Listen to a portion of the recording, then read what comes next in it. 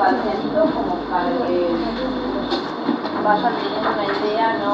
De que, nada, una mínima evolución. Más allá de la letra clara, que igual estaba bastante pero hay algo que en la gran mayoría al momento de escribir, así como algo que veo como característica general, son, no sé si es porque no leyeron de todo, algo quieren escribir, pero un nivel de sanata pero o sea, como fuerte, como que hay una introducción, remate, la respuesta ya, pero no, o sea, una introducción que digo, ay, ya, ya todo lo que escribió, y de repente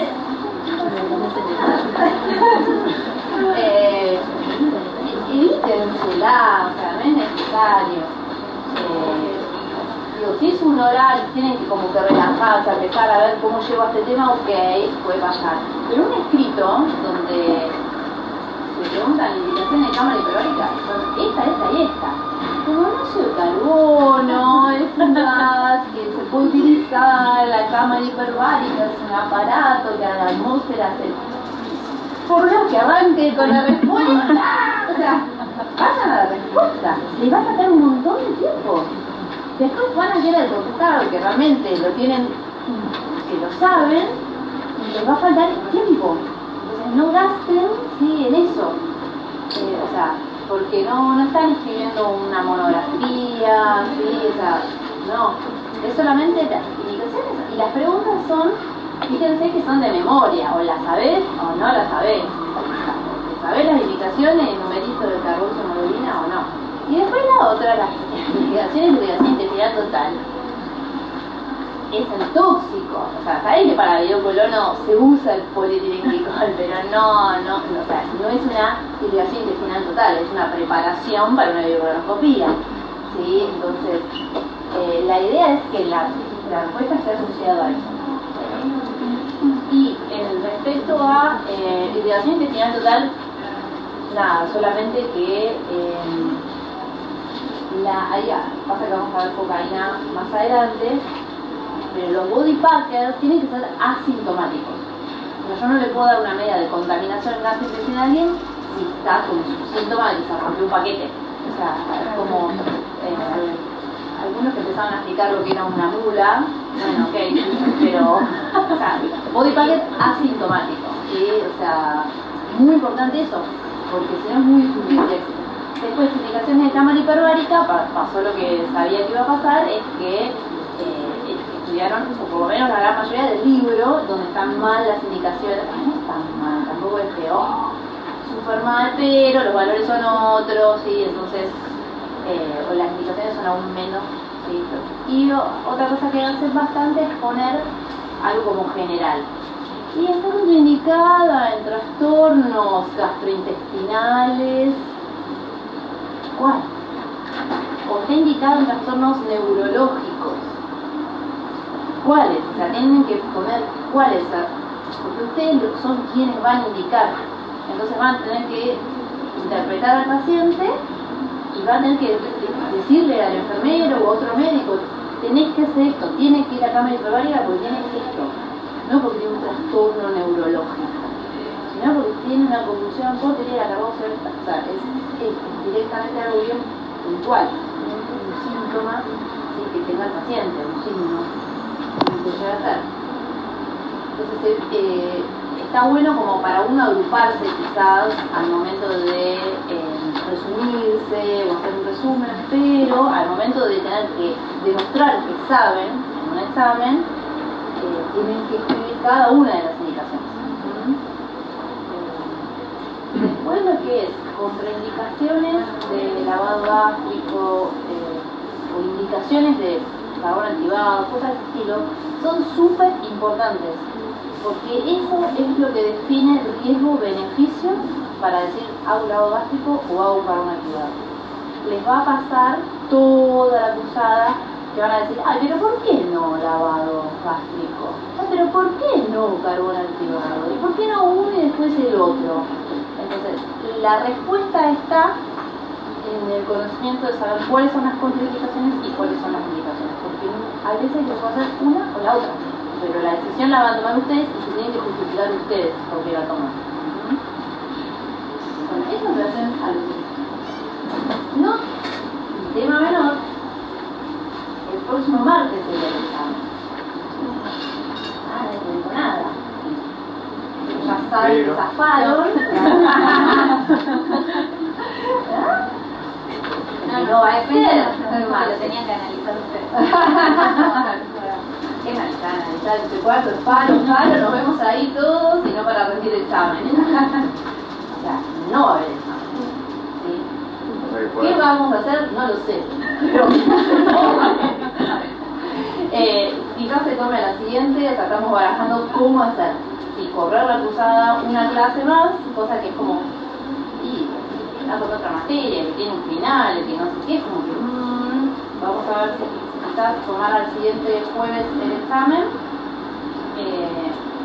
y la clase que la miren del campus y hacer más un práctico o hacerlo a la siguiente semana con un práctico y otro tema. Vamos a ver cómo lo hacemos, o sea, porque algo hay que en el campus está bien este tema, o sea, es un tema que no es complicado, que quizás si ustedes lo leen y se ocupan en eso, a veces en el martes no es que van a estar haciendo eso, pero es más factible, porque lo que sucede es que el segundo parcial es inmenso. Cada clase son un montón de temas. Esto de los parcialitos se termina luego porque no hay tiempo para parcialización. Va a ser bla bla bla bla, porque fármacos, metales, es enorme, los temas, todo lo de abusos, son muchos temas. Y aparte su última clase y el toque se le sabe, muchísimo. En el tercero ya es más relajado, de algunos medios amateros, como vigilancia, como que ya, la piloteamos, ¿sí? Pero que va, el segundo parcial es todo su parcial. Así que vamos a ver qué hacemos. Pero el martes, seguro que no. Lo que estamos viendo es si corremos la cruzada o no la corremos. Entonces se tomaría el jueves. Sí. O sea, yo hay muchos que tenemos que pedir día de trabajo y para pedir día de estudio y esas cosas y Claro. necesitamos. Sí, lo que seguro va a ser el jueves. Porque la otra sería tomarlo a la otra semana como un montón, porque les va a las 2 semanas van a estar teniendo el otro. Entonces es como demorar un montón. Y si no corremos, estamos acortando el tiempo para que estudien el segundo parcial también. Es más largo, entonces es como que bueno, pareciera que está bueno, que les corro, pero por otro lado,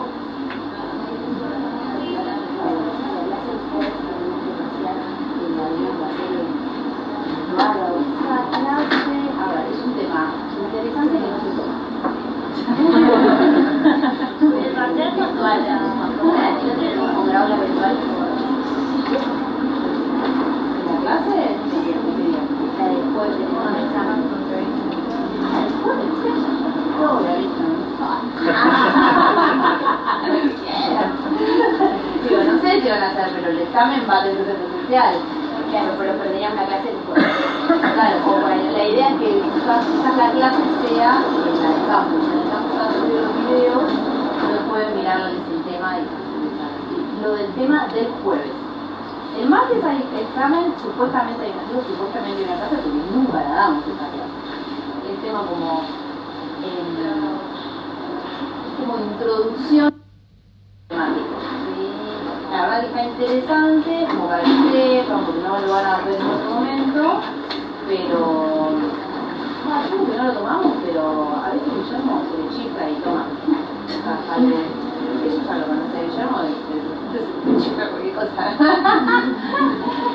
Pero no son temas complicados, es como leer y tener una noción general. Pero ni siquiera es para tomar la mano. No te van a gustar. Si quieres controlar un tema, pero no vas a morir, eso no. Que ay, qué frío, te van a poner un pie. Ay, pero no le está haciendo. Está todo bien.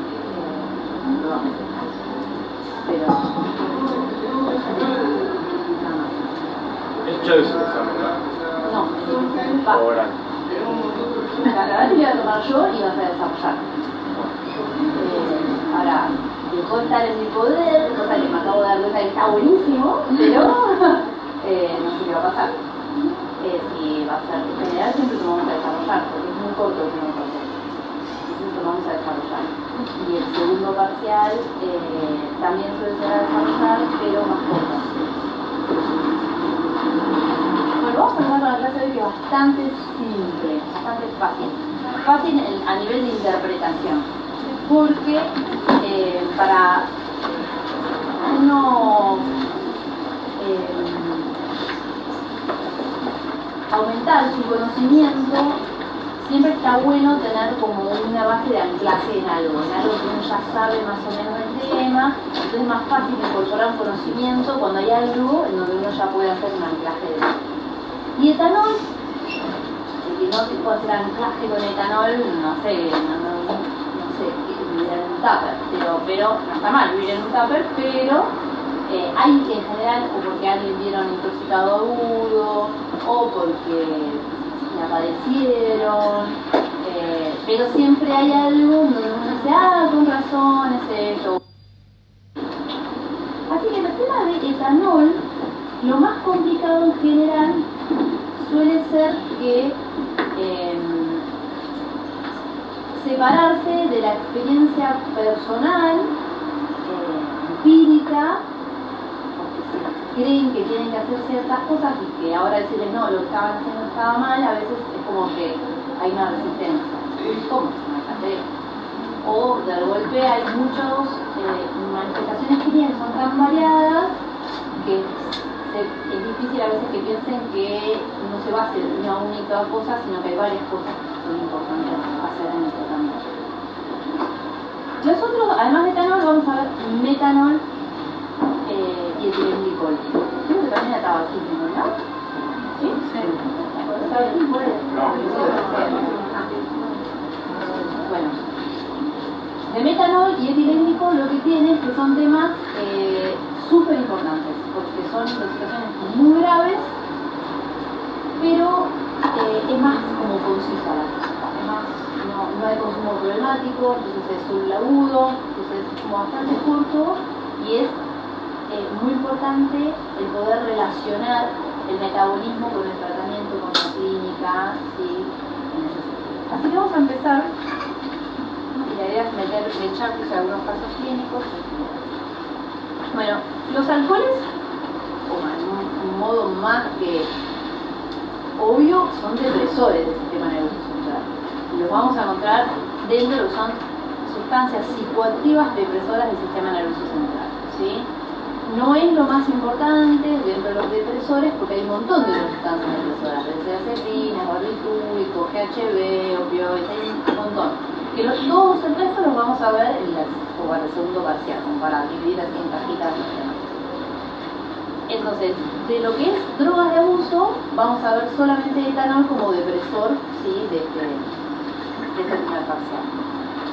¿Por qué tenemos que saber este tema? ¿Por qué? O sea, por la prevalencia. Es una de las principales consultas por guardia y por consultorios externos es el consumo, ya sea en consultorios consumo problemático de alcohol y en las guardias intoxicaciones alcohólicas. De esto debe ser uno de los pocos temas donde hay bibliografía a mansalva, además es algo legal, entonces hay mucha información versus cocaína, metanfetamina, éxtasis, que no hay tanta información de la prevalencia. Incluso la gente naturaliza tanto el tema que no tiene vergüenza. Es decir, ¿alguna vez probaste en tu vida alcohol? Sí. ¿Alguna vez probaste cocaína? No. Pero a nivel encuesta es mucho más naturalizado el consumo de alcohol, entonces debe haber mucho menos sesgos en encuestas sobre alcoholismo versus de consumo de otras cosas químicas. Así que desde la Organización Mundial de la Salud, desde lo que es los informes mundiales de drogas, la Organización Panamericana, el hospital mismo hace reportes de prevalencia, que obviamente lo vamos a pasar así, como que sí, se consume un montón. ¿Desde qué edad se empiezan a consumir? Desde muy jóvenes, cada vez en edades más tempranas. Una de las cosas que se ha visto en donde que habla de patrones de consumo, es que existen dos formas o patrones de consumo, que es la gente que toma todos los días o más de 2 veces por semana o 3 veces por semana consumen alcohol, y está la gente que se la da la pera al fin de. Eso tiene un nombre, darse la pera al fin de, que es binge drinking, que es el consumo episódico excesivo de alcohol, que en la jerga le decimos que se tomó todo, lo que como quieran, hay distintas formas, pero la correcta es hablar de consumo episódico excesivo de alcohol o binge drinking en inglés. ¿Qué es lo que pasa con este patrón de consumo? ¿Por qué es que le damos tanta bolilla? Porque tiene el mismo impacto en salud que el consumo de más de 3 veces por semana. Entonces, tienen el mismo impacto de deterioro cognitivo, tienen el mismo riesgo de consumo de adicción sí, en el futuro, y tienen además los riesgos del consumo excesivo, que es blackout, abuso sexual, enfermedades de transmisión sexual, violencia, accidentes automovilísticos, que eso trae un gran impacto en lo que es salud pública. Así que vamos a pasar por el número, se lo consume a veces asociado a pastillas, entiéndase como jarra loca. Las pastillas pueden ser tan variadas como una farmacia, o sea, así que es importante tenerlo en cuenta. 14 años bajó a 12 la edad de inicio de consumo. Perdón, me quiero preguntar. Eso me generó duda el alcohol, si lo dejo más chico, ¿tiene una repercusión peor a nivel cerebral? Si tomamos de más joven y de adulto, como unas no difieren a eso, como que en realidad si tenés 15, 16 y empiezas a tomar, te hace mucho peor que un adulto. ¿A alguien se le ocurre por qué? Porque el sistema nervioso Está en desarrollo. La respuesta es por eso. Porque es como, ¿por qué una embarazada no puede consumir alcohol? Placenta. Entonces, para el desarrollo interfiere en el desarrollo. Ahora, pareciera como que no se sienta con la embarazada, es una verdad está en desarrollo. Pero es como que nació y como que, ya está. Terminó el desarrollo, adolescente, terminó el desarrollo. Y no, o sea, no pasa por barba, tienen suerte. No, pero digo, la idea es el desarrollo, no es solo físico, quizás fenotípico. Hay cosas del sistema nervioso que siguen desarrollando hasta más allá de los 24, 25 años. Entonces, ese desarrollo del sistema nervioso central, ese tipo de tiene. Y es súper importante, porque es lo que te agrega comorbilidades. Sí, de que aumenta también la predisposición a las adicciones. ¿Por qué? Y porque haces un hábito. Es más fácil hacer hábitos de chico que de grande. ¿Por qué? Porque se naturaliza más fácil, porque se usa menos y se naturaliza más rápido. Entonces los adolescentes, o más chicos incluso, naturalizan rápido que su papá no va a tomar, porque yo no voy a tomar porque soy más grande, o si hay consumo, entonces algo esté mal. ¿Sí? Entonces la percepción del riesgo pasa a ser cada vez en edades más jóvenes y importante. Entonces es muy importante. Pasa que no es lo único. Hay otras variables que también aumentan el riesgo de consumo de alcohol. ¿Y qué parte de la seguridad? Como más seguro porque no te afecta tanto si Hablamos del desarrollo en esa edad, ¿sí? Ahora, si querés que a los 25 acá llega mi tope y esto es más no, o sea, no pasa solo por eso, es deleterio también el alcohol. Entonces, no solo te va a interferir en la capacidad de desarrollar al máximo tu potencial, sino además lo de base, lo fisiológico, no deja que funcione bien. Entonces, siempre va a ser en contra. ¿Sí? Es como decir, quiero subir una montaña, ¿qué hago? Voy caminando, marchando, me tomo un litro, elegí la forma de llegar. Sí, puede ser que nunca llegues, si quieras ir para atrás, con el cuerpo vendado, el boletín, no sé, como en la sala.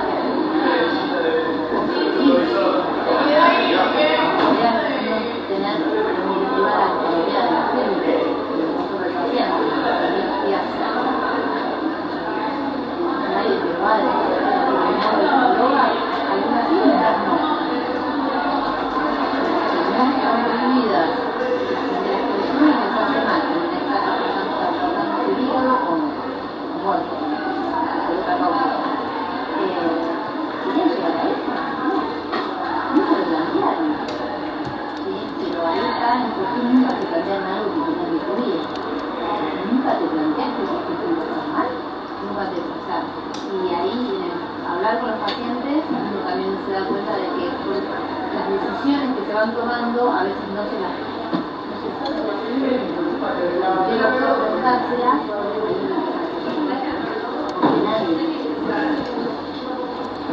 cuando ahí empiezan a pensar de que yo quiero realmente para mi vida, quienes no hacen tratamiento porque no les funciona un problema y no les interfiere la vida. Esperar a que quizás haya algo que les funcione. Pero el abordaje del consumo problemático es súper complejo. Incluso me paré en esta diapositiva. ¿Se ve bien? Sí. Porque esta diapositiva es como un resumen de esta complejidad. Cuando hablamos de adicciones y alcohol es como un tema muy enriquecedor para esto. Hablamos de que hay una sustancia, obviamente, en este caso alcohol, un individuo, ¿sí?, expuesto a eso con sus propias características, pero además hay un entorno de esto, ¿sí?, que son los factores sociales. Entonces tenemos factores sociales, allá factores personales y tenemos la sustancia. Y dentro de estas tres esferas hay distintas características. Dentro de la sustancia va a depender de qué sustancia es un precursor, si es un estimulante, cuánto consume, con qué frecuencia, si es una intoxicación aguda, crónica, porque de eso va a depender las causas, la mortalidad, el daño que va a llegar eventualmente a suceder, ya sea consecuencias legales o no. Pero también hay cosas que son sociales, la vulnerabilidad social, el nivel de desarrollo, cultura. Esto de nivel de desarrollo es el desarrollo socioeconómico, el que tiene fácil acceso. Alguna vez van a alguna villa o a un pueblo así muy vulnerado, o hablan con alguien que vive ahí y les comentan, que a veces no es en la villa, ¿no?, de que las drogas o las cosas están a la orden del día. O sea, no tienes que a dónde la vas a buscar, como si fueran a ir a un tesoro. No, en la esquina de la casa, al vecino, o sea, hace que sea muy frecuente, ¿sí?, y ni hablar el que lo utiliza como modo de ingreso económico. ¿Sí? Cultura y normas. Hay países donde tomar vodka es más frecuente que tomar cerveza. En nuestro país es muy cervecero. Hay una cervecería cada 2 por 3, están ahí a cabeza con farmacéutico. Creo que gana la cervecería. Después el contexto del consumo de alcohol. Esto de la último primer día, ¿sí?, las fiestas. Si nosotros sabemos que llega el día de la primavera, el último primer día, año nuevo, las fiestas de fin de año para acá, desde las empresas laborales hasta educativos, lo que sea, sabemos que son reuniones donde, ¿qué llevo para tomar? O sea, la gente siempre lleva algo para tomar. El tema es que lo tenemos muy incorporado, es el contexto de ese consumo. Después la reglamentación. Está prohibida la venta a menores de 18 años, pero el papá igual lleva, los menores de edad que hacen las fiestas en la previa, en la casa. Pero si lo que nunca tomó en casa, algo le metieron en la bebida, era seguro jugo de naranja y algo le hicieron. Sí, lo que compró, o sea, no, hay como una especie de no ver esa realidad, ¿no?, ese contexto, y ahí hay también algo de esto de reglamentación. Uno lo piensa en que la ley, pero también de la casa, ¿no? No, mi viejo me ve tomando y me mata. O sea, y hay otros donde está, mi viejo me compró un par de cerveza, es decir, o sea, también tienen naturalizados y en lo que son factores personales de vulnerabilidad, acá es la variabilidad interespecie, ¿no?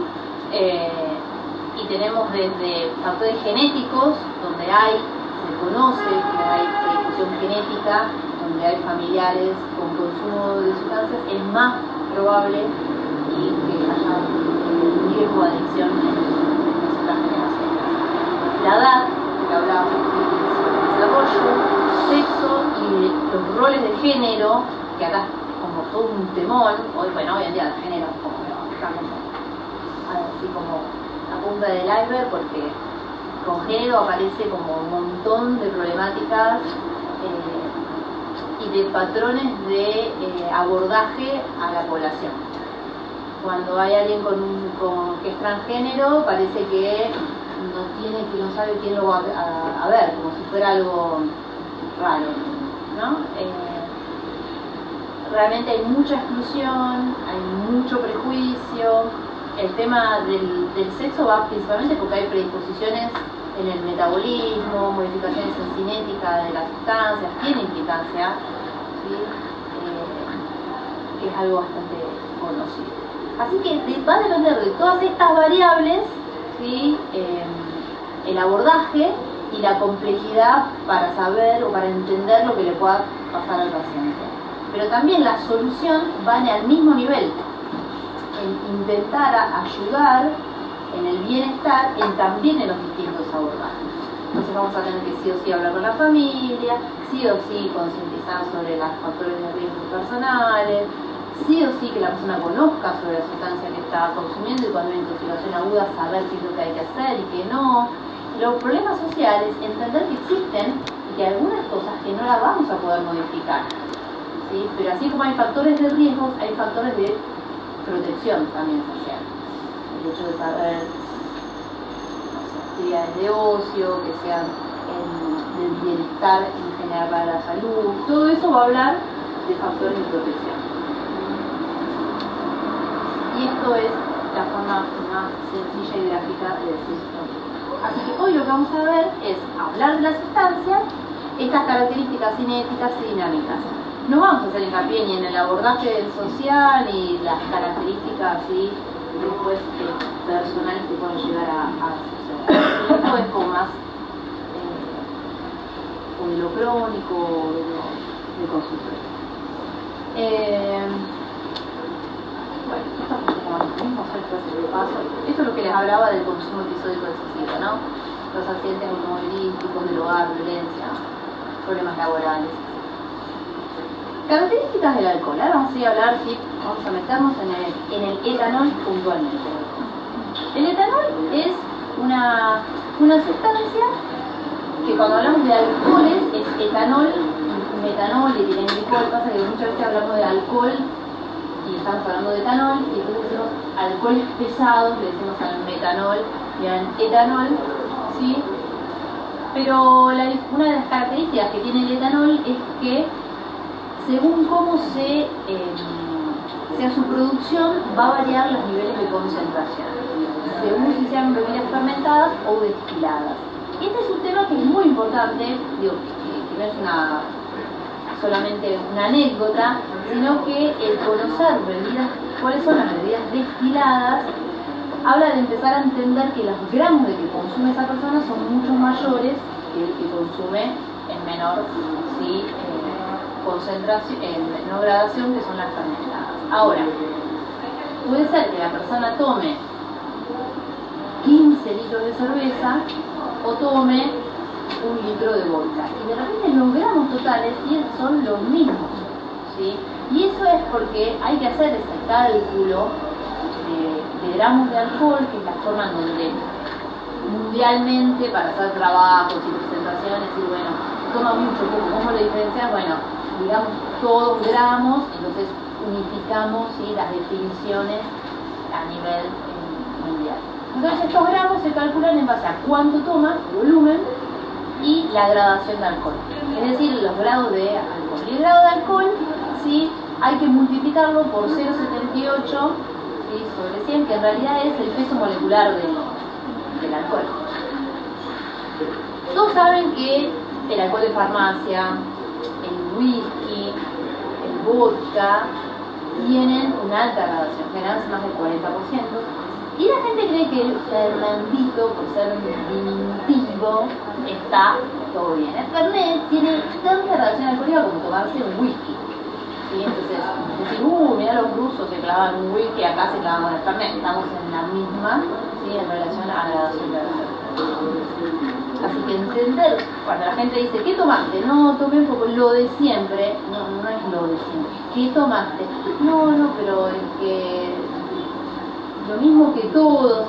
A veces ese es vodka, es lo más común lo que toman últimamente vodka, pero pierden a veces la noción de las cantidades en las que van a tomar, y eso es mucha cantidad.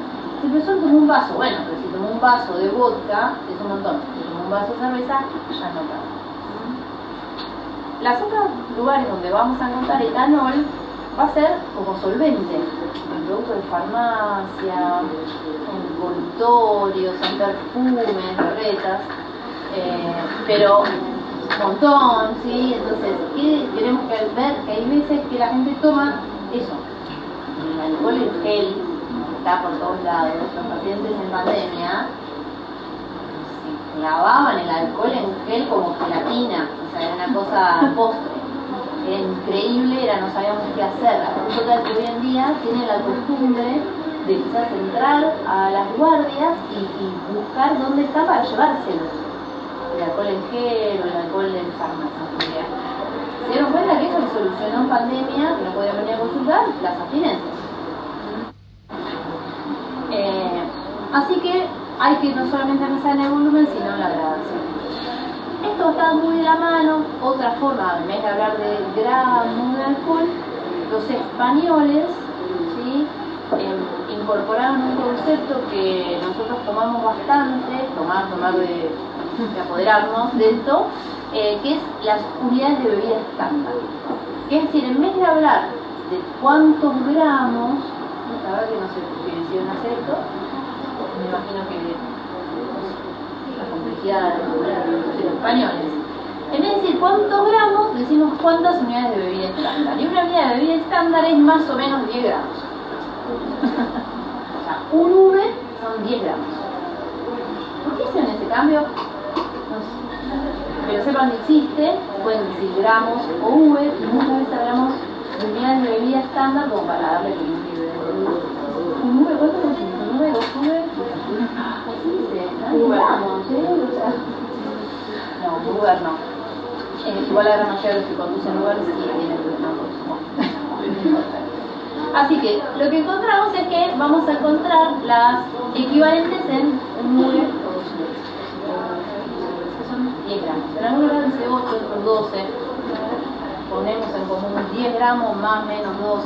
Quizás lo hicieron como para redondear, ¿sí? Para hablar del rango de gramos, sabiendo que uno no es tan preciso porque nunca le creemos.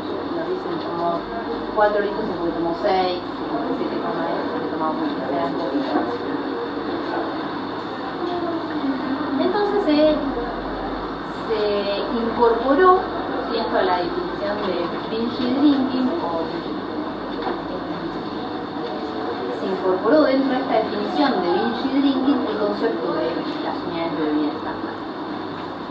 ¿Qué es el binge drinking? El binge drinking es el consumo de 4 o más unidades de bebida estándar en mujeres o 5 en hombres durante 2 horas. Eso se ha visto que es lo mismo que decir, a veces las personas no se acuerdan cuánto tiempo, qué sé yo, entonces bueno, también podríamos eso hacerlo como sinónimo de llegar a una alcoholemia de 80 miligramos de decilitros o más. Es decir, que el consumir 4 unidades de bebida estándar en mujeres o 5 unidades de bebida en hombres en un lapso breve, que es 2 horas, se considera un consumo episódico excesivo. Se dice que esa persona tiene ese patrón de consumo cuando eso lo repite, ¿sí? Varias veces, ¿sí? en el tiempo. Y en general se habla de que lo pueda repetir eso por lo menos 2 veces, si lo repite 2 o más veces en el mes, decimos que tiene un patrón de consumo de tipo episódico excesivo. Por lo menos 2 o más veces en el mes. Entonces, el consumo episódico excesivo es el de consumir 4 V en mujer, 5 en hombre en un lapso de 2 horas.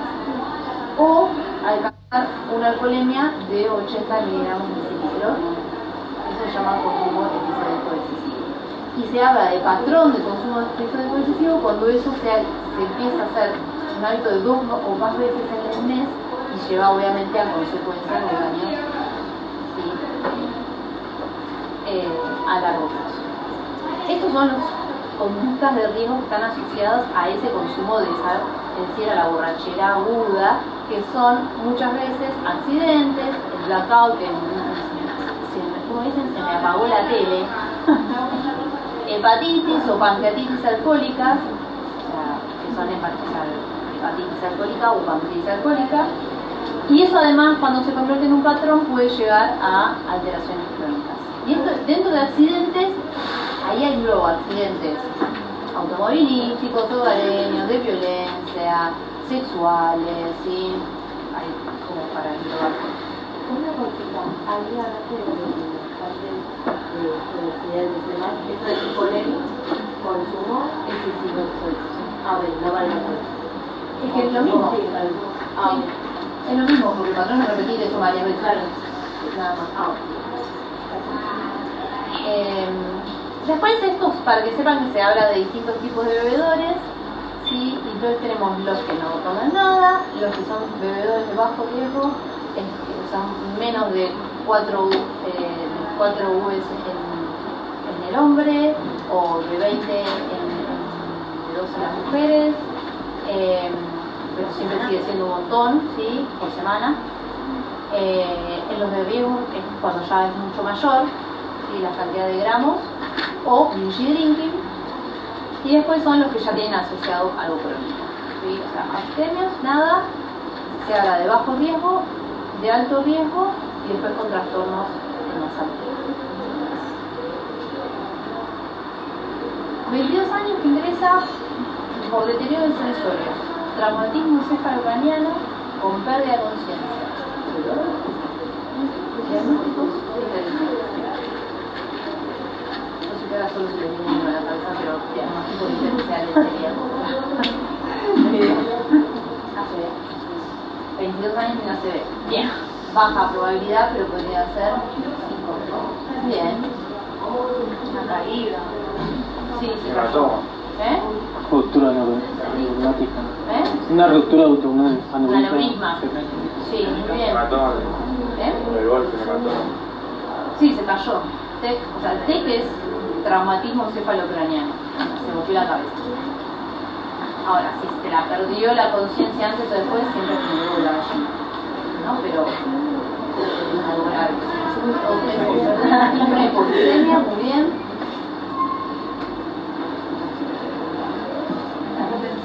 Etanol, sí, pero ¿por qué motivo? Y puede ser intoxicación de drogas de abuso también. Otras, como por ejemplo, Cocaína, opioides, fármacos, Benzodiazepina. específicos, ketamina. y eso mezclado con alcohol. Que Todo puede junto. ser- Muy bien, conclusión.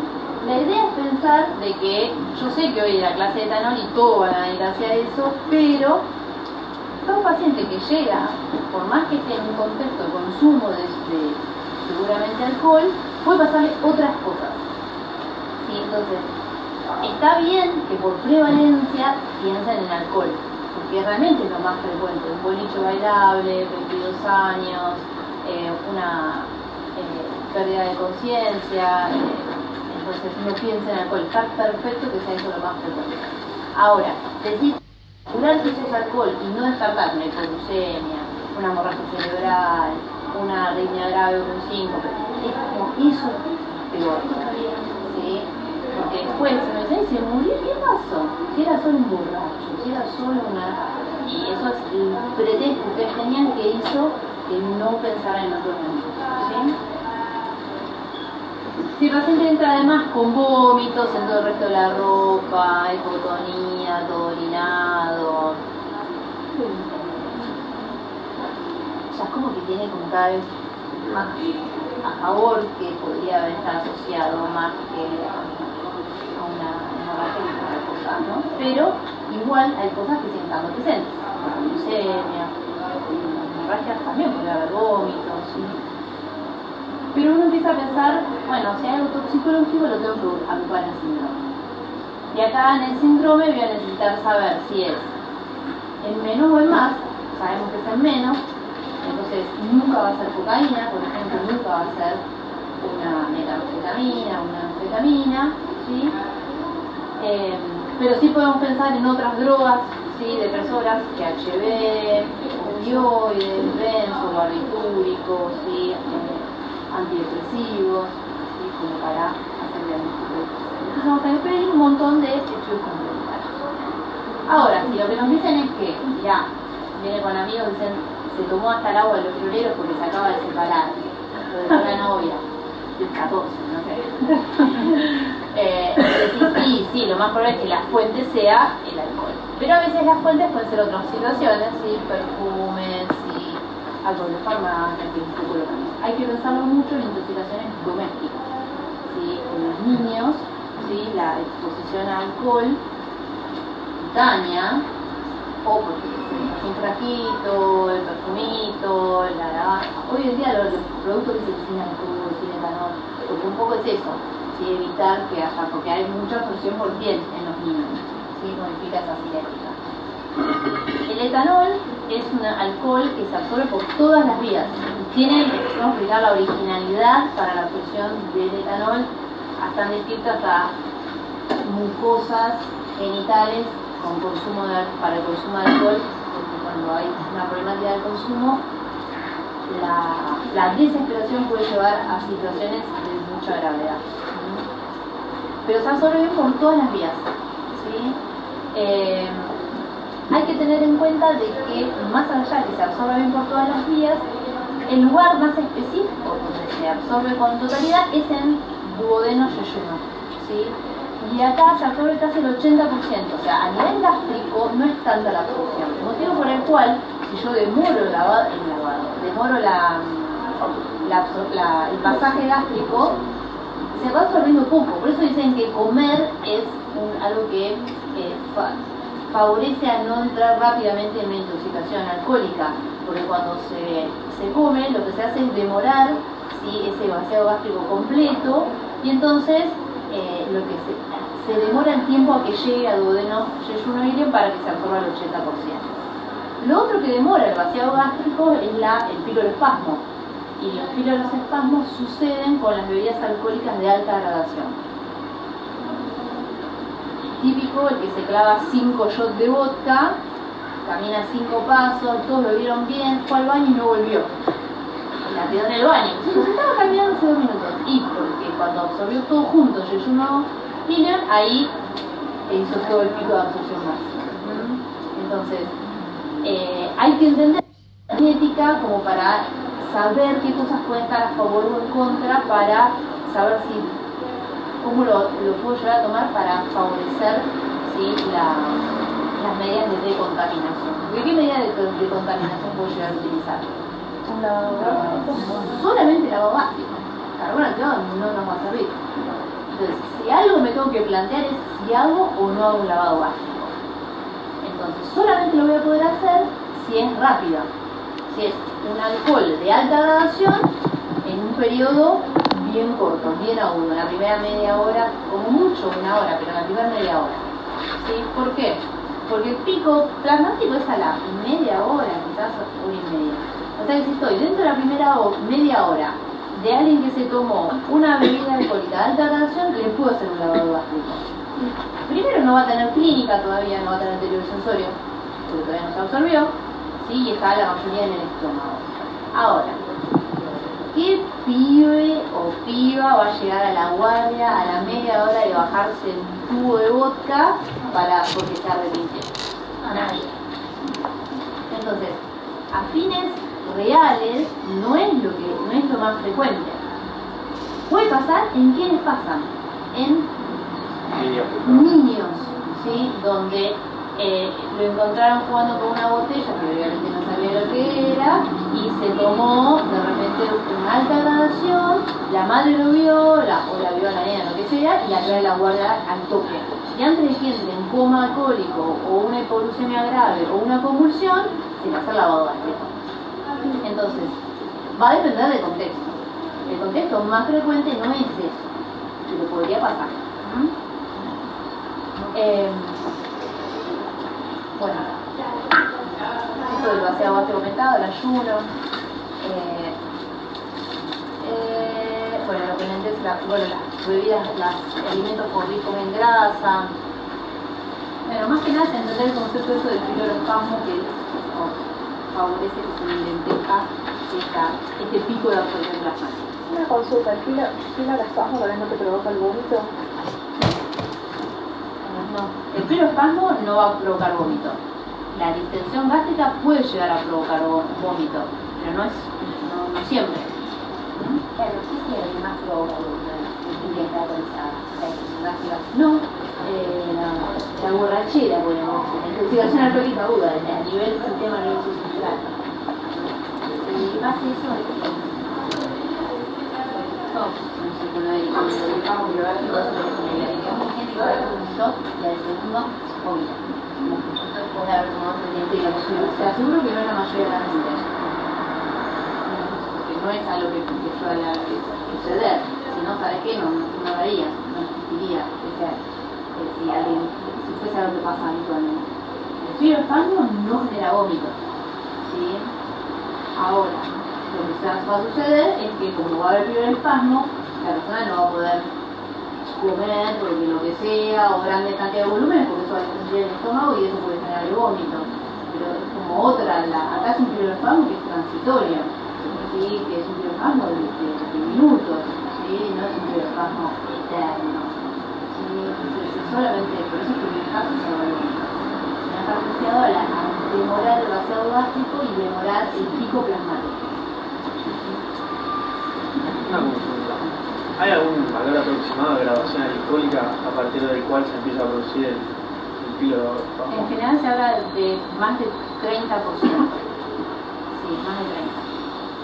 Que son casi la gran mayoría de las bebidas tipo ginebra, whisky ya tenía que tener un poco más, vodka también. Tampoco es un piloespasmo, es un piloespasmo que lo que hace es demorar ese pico plasmático. ¿Sí? Esa es como la importancia cinética que tiene ese piloespasmo. Que tampoco es muchísimo tiempo, porque tampoco te da tanto tiempo para hacer un lavado gástrico, tenés que ser muy rápido en eso. Hablamos recién de que el lavado gástrico consecuente de niños, pero ¿y el adolescente de consulta de guardia? ¿Y por qué consulta? Pues ya está con todos los síntomas. No va a llegar el pedo. ¿Por qué consulta? O sea, el niño no consulta al niño, consulta a la madre porque se encuentra. El adolescente consulta, no es que consulta porque se tomó equivocadamente vodka. A pesar de que tiene un deterioro cognitivo grave, que no sepa lo que está haciendo, no sé, puede pasar otra cosa. Por eso digo que el tóxico en general no es protocolar en el sentido de alcohol, siempre vamos a hacer lavado gástrico. Depende del contexto y lo que lleva al punto de ingreso de consulta y el tiempo de la atención. Es lo más frecuente. Es lo más frecuente. Entonces el adolescente le hace lavado gástrico. Es que no va por ese lado, no va porque si es adolescente, si es un niño o si es hombre, sino va porque es más frecuente en un niño que haga algo accidental. Es improbable que un niño de 2 años intencionalmente se quiera tomar 1 litro de vodka. La gran mayoría o de whisky no le va a gustar, no lo va a querer tomar. ¿Sí? Ahora, es algo accidental, no lo hacen a adrede. En cambio, un adolescente ya tiene las herramientas cognitivas para hacer algo accidental versus intencional. Entonces uno entiende que los motivos de consulta van a ser diferentes. ¿Ok? Y el lavado gástrico está dentro de la hora de... Los lavados gástricos se hacen dentro de la hora siempre, excepto que haya alguna otra indicación aparte. Pero siempre es dentro de la primera hora. No, era esto, el máximo era 1 hora y... Sí. En relación a la distribución, se distribuye muy ampliamente, atraviesa todos los tejidos, por eso hablamos de que llega atraviesa placenta, también tiene pasaje mamario, o sea, muchas madres que están dando lactancia lo que hacen es toman alcohol y las siguientes horas no le dan el pecho o desestiman esa leche materna que es. Pero bueno, saben de cinética y saben qué va a pasar, pero hay pasaje. Entonces, es algo que uno debería contraindicar en toda mujer embarazada que esté amamantando, que el consumo de leche. Y esto de difundir ampliamente va a hacer que también llegue rápidamente al sistema nervioso central, que va a ser como uno de los órganos más importantes en el cuerpo. Ahí pasaste una María. Por ejemplo, la madre que está amamantando, pero que quiere tomarse una copita de vino. O sea, ¿cómo hace? O sea, no amamantar esto por cuánto tiempo. En general, no aconsejamos que hagan eso. O sea, nosotros no decimos, bueno, haz eso, pero no lo hagas. O sea, mirá, hacelo, pero hacer un par de horas después, no es. En general, si lo va a hacer igual, cuanto más demore esa lactancia, mejor, porque más va a favorecer la excreción. Ahora, lo vas a extraordinario, pero si vos estás pensando que estás alimentando a tu hijo y vas a seguir tomando alcohol, no es fórmula, no le cabe la dieta en realidad. En las embarazadas para que haya operaciones bebés lactantes tiene que estar expuesto a... No existe dosis, no hay una dosis umbral. O sea, está prohibido el consumo animal en el embarazo. Me parece interesante porque me ha pasado en el último tiempo de ver gente por ahí como de mi edad que estaba embarazada y tomaba tipo una lata de cerveza y el comentario que por ahí se hacía de no, tipo la teta se lo permitió y es como que suena raro. O sea, no sé si por ahí hay cosas que se van actualizando y hay ciertos valores, pero a la vez No está actualizando nada, ahí hay dos cosas. Primero, sospechar que si no es un invento de que la biblioteca se lo dice, y segundo punto, si te lo dijo, cambia obstetra. Porque ese va a recibir a tu hijo, o sea, guarda. O sea, es peligrosa la cosa. Espero que no tenga ninguna complicación en el parto, porque aunque te recibe un tachero va a ser lo mismo. O sea, a ese nivel. Digo, es preocupante, eso es preocupante. Inclusive te lo dijo el verdulero, que no tiene ninguna responsabilidad, ok, pero... No, porque justo hay algo que me llamaba mucho la atención, o sea, mucho en Instagram, que vos decís, tipo, bueno, ves que está embarazada y después, no sé, 3 historias después la ves con una cosa... Ojo, por ahí era cerveza sin alcohol, que puede ser, pero a veces es como que, no sé, Sí, es el impacto de las redes sociales, que en realidad es guarda y no creer que las redes sociales es el centro o la base de la información científica. O sea, lo que en mi época se hablaba de Lerba y Chicken, que no existe eso, ¿no? Hoy en día lo leíste en TikTok, escuchaste en TikTok, ¿entendés? O sea, como que está bien, pasan otras cosas que pueden estar bien o que están mal, pero eso no tiene nunca ningún fundamento científico. No tenés por qué exigírselo, porque es una red social, Instagram, TikTok, lo que sea. Digo, las redes sociales están para sociabilizar o hacer como si. Después de vos de ahí, si le crees que esa persona está tan feliz como la foto que pone, que está súper delgada y se está comiendo esas 5 tortas que están en esas fotos, va en vos creer que existe Cenicienta, la Sirenita, o no sé, o sea, como que ya es como un poco distinta la cosa. Pero a nivel científico, no es que fueron cambiando, hace años que se sabe, y sea que se sabe, que después lo vamos a ver, síndrome alcohólico fetal y disruptores endocrinos, es el daño que hace el alcohol en el feto. O sea, eso se sabe desde hace más de 200 años. O sea, la deformación que hay. Entonces, que la obstetra diga eso, o es bestia, que puede ser, o sea, porque hay bestias con título, o puede ser que no sea realmente lo que le dijo y entonces es súper grave. hay un límite de alcohol para el adulto, para el feto sería límite cero, pero para el adulto, ¿hay algún límite que no haya ni profesión a salud? Un poco de alcohol, Una copita de síntesis. claro, algo que no haría nada o hasta vos has escuchado que por ahí tiene un efecto positivo, la copita de vino o algo así. Claro. Eso puede ser la Exacto. cantidad. En general se habla de eso, de más o menos de un vaso de vino. Y no está mal, porque ¿por qué vino y no otra cosa? Porque el vino tiene un montón de taninos y antioxidantes que son buenísimos. Ahora, ¿qué sucede? Ese etanol sigue teniendo un efecto en lo que se llama el sistema de recompensa, que es la posibilidad de generar adicción. Entonces, si el tema es, si vos le vas a tomar el almino, porque tiene efectos antioxidantes, es un racimo de uva. O sea, que no es adictivo, o sea, que no te va a generar ningún conflicto. O sea, Capaz no todos los días ¿por tampoco. qué no? O sea, no todos los días, un montón de cosas, digo, o sea, porque las adicciones son trastornos de la conducta, son conductuales los problemas. Entonces, ahí va por otro lado la cosa. Por eso digo, hay que tener mucho cuidado con lo que uno sugiere como recomendación. Hay beneficios con el consumo de chocolate todos los días, con el café, con el alcohol, en ciertas medidas, sí, para hacerse. La dosis hace al tóxico, siempre. Ahora, decidir si vas a tomarte vino todos los días porque es antioxidante versus, no sé, palta, verduras, digo, como hacer ejercicio, o sea, construir otro tipo de hábitos, potencian, ¿sí?, los beneficios, los hábitos saludables. El consumo único aislado por ser un antioxidante del alcohol es como leo solamente esto del examen y te aprobé. No lo leo todo, ¿no? Es como que, no, el alcohol es eso, pero también es un montón de otras cosas. Vos balancealo y tomás tu decisión. Claro, estaría entre medio de, como que explicamos a los tipos de bebedores, el que no toma nada, y que sería leve, estaría entre medio de eso sería el que toma Pero fíjate que no es leve, es bajo riesgo. bajo riesgo. Sí, son de bajo riesgo. Claro. ¿Sí? Bajo riesgo de qué? De adicción. Claro.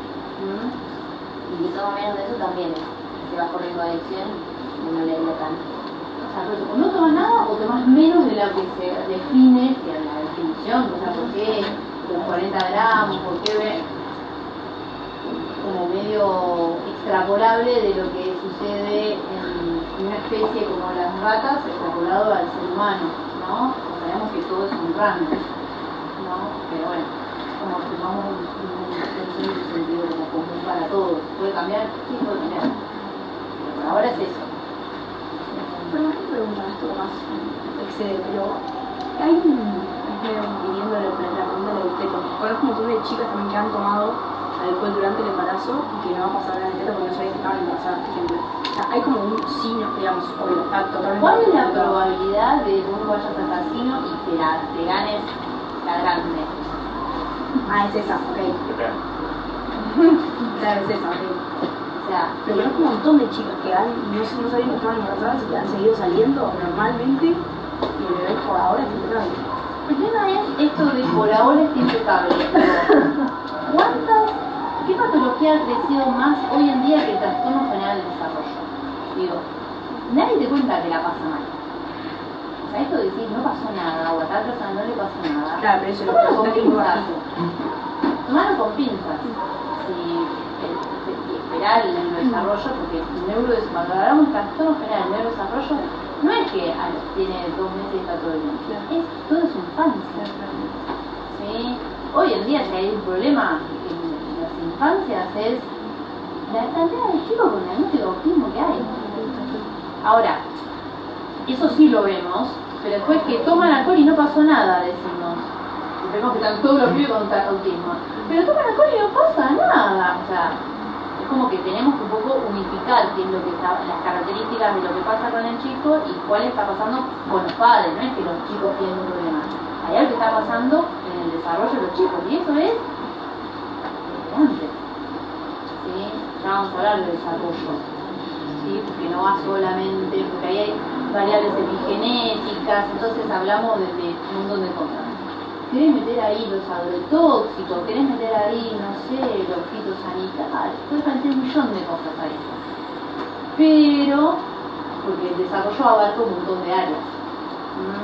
Digo, pero de creer que el alcohol no pasa nada es el riesgo más grande que hay. De creer que no pasa nada. Porque sea lo que sabemos que puede pasar. Que puede pasar significa que alguno no va a pasar y otro no va a pasar nada. Pero cuando te pase va a ser tu cierto docente. Entonces, ¿qué te voy a recomendar? No, que sigan tomando alcohol porque a algunas personas no le pasó nada. Cuando te pase va a ser difícil revertir eso, porque va a ser imposible de revertir. En relación al metabolismo, tenemos un metabolismo que no es específico. Es decir, que hay múltiples sustancias que utilizan las mismas vías metabólicas. La principal metabolismo es a nivel hepático a través de lo que se conocen como la alcohol deshidrogenasa y la aldehído deshidrogenasa, que son dos enzimas, ¿sí?, que son compartidas con otros alcoholes, incluso con el metanol y el etilenglicol. No son las únicas vías, sino que además tenemos otras que son lo que son los sistemas microsomales, ¿sí?, las citocromos, ¿sí?, las catalasas, que van a tener distintas consecuencias en relación a desbalances, ¿sí?, metabólicos y de transducción de segundos mensajeros, excesos, ¿sí?, de radicales libres, alteraciones en la relación NADH y NAD o NADPH NAD. Entonces tenemos un montón de posibles y complicaciones que son debido a las vías metabólicas del alcohol. Alcohol etílico o etanol se va a transformar, primero a utilizar la alcohol deshidrogenasa, generando acetaldehído, que es una sustancia que va a generar un montón de complicaciones crónicas que seguramente no vaya a ver la siguiente clase. Y el ácido acético, que también va a ser responsable no solo de algo de acidosis, sino de alteraciones en el ciclo de Krebs. La disponibilidad del NAD va a ser el paso limitante, que una vez que empieza a haber menor disponibilidad van a empezar a predominar las otras vías, ¿sí?, enzimáticas. Esto es simplemente que uno habla de nivel hepático, ¿sí?, como el principal. ¿Pero por qué hablamos de nivel hepático? Porque es un órgano donde tiene una gran cantidad de cargas de este tipo de enzimas, de presencia de este tipo de enzimas. Pero también hay el resto de los tejidos, ¿sí?, desde miocardio, renal, o sea, no es exclusividad del hígado, sino que es el principal órgano que va a detoxificar. Esto es lo mismo, pero en otro gráfico.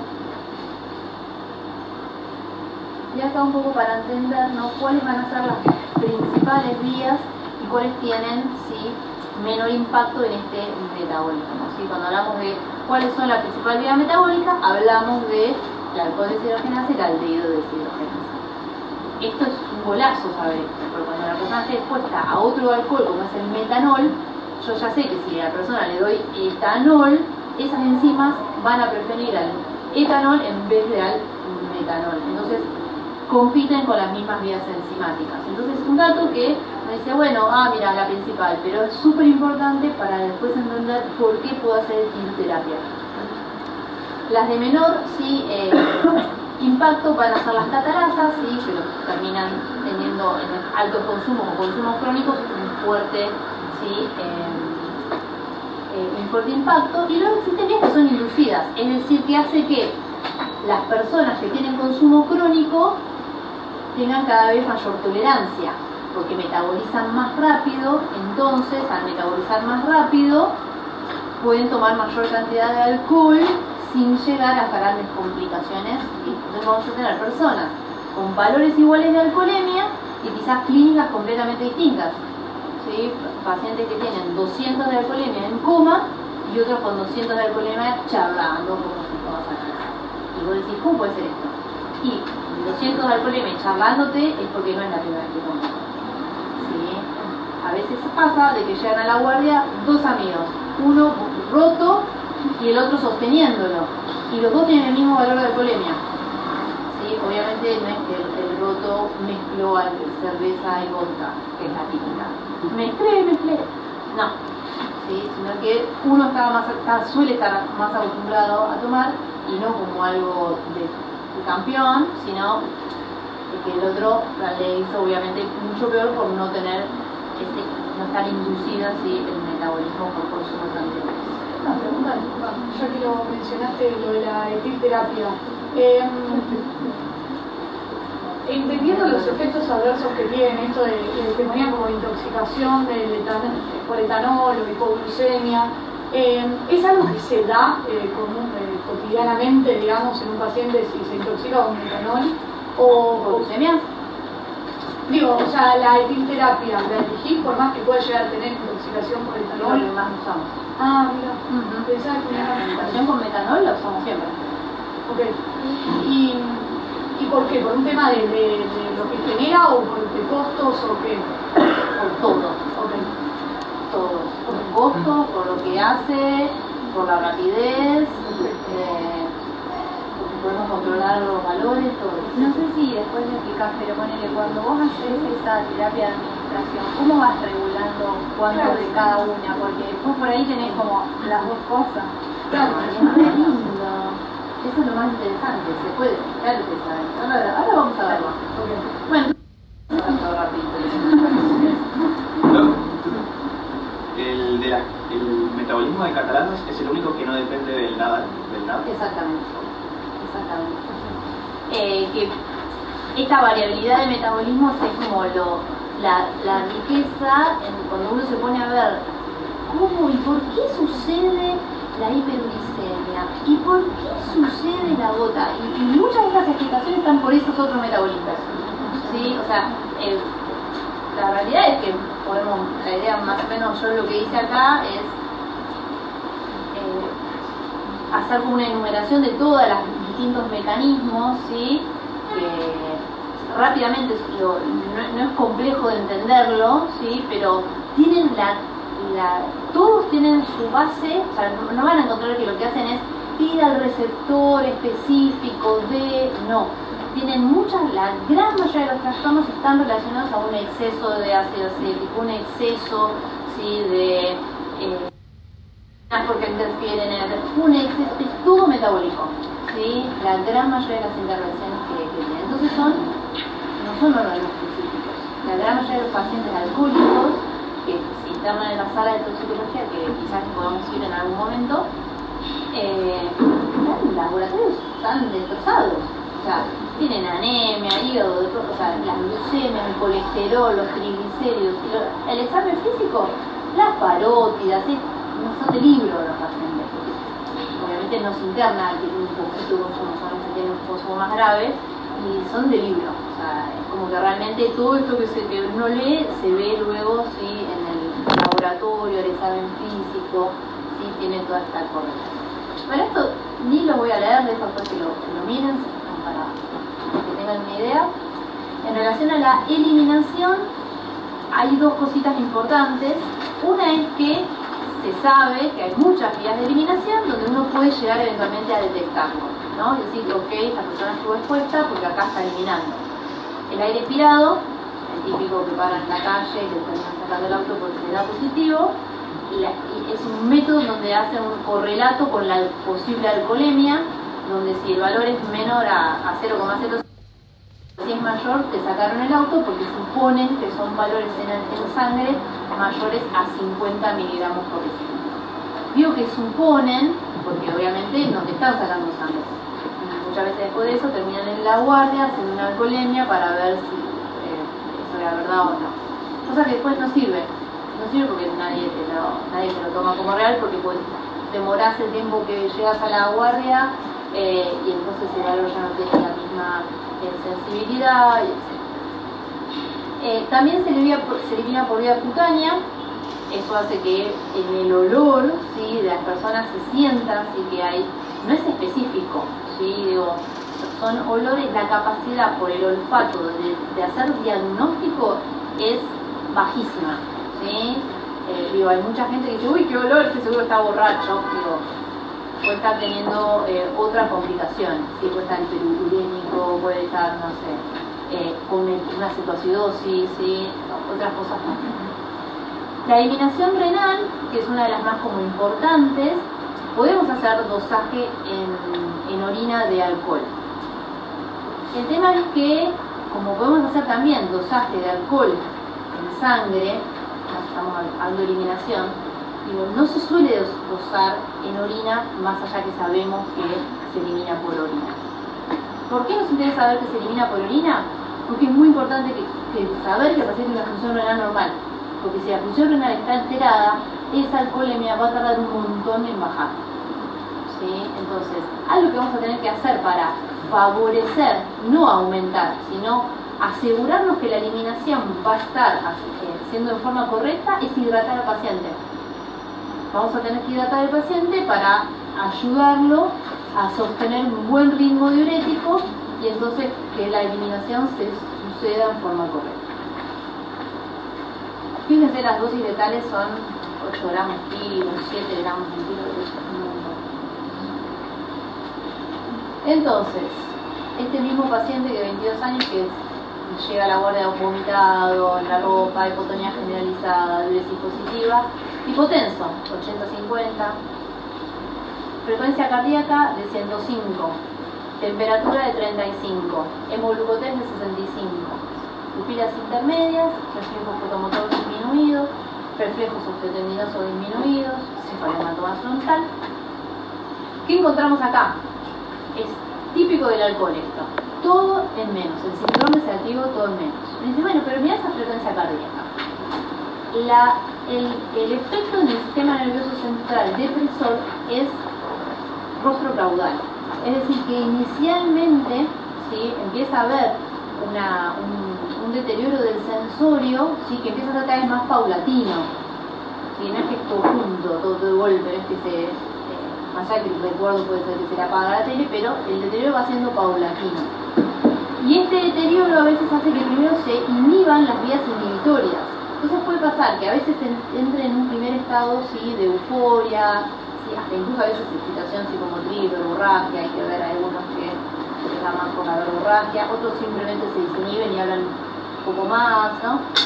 Ahora, al poco tiempo, si siguen tomando mayor cantidad, eso va a pasar un deterioro del sensorio. Y a lo que es a nivel hemodinámico, primero ¿sí? hacen una hipotensión por la vasodilatación y aumenta la frecuencia cardíaca para intentar compensarla, esa hipotensión. Entonces, siempre primero hay una hipotensión con frecuencia cardíaca aumentada compensatoria para luego progresar a bradicardia e hipotensión.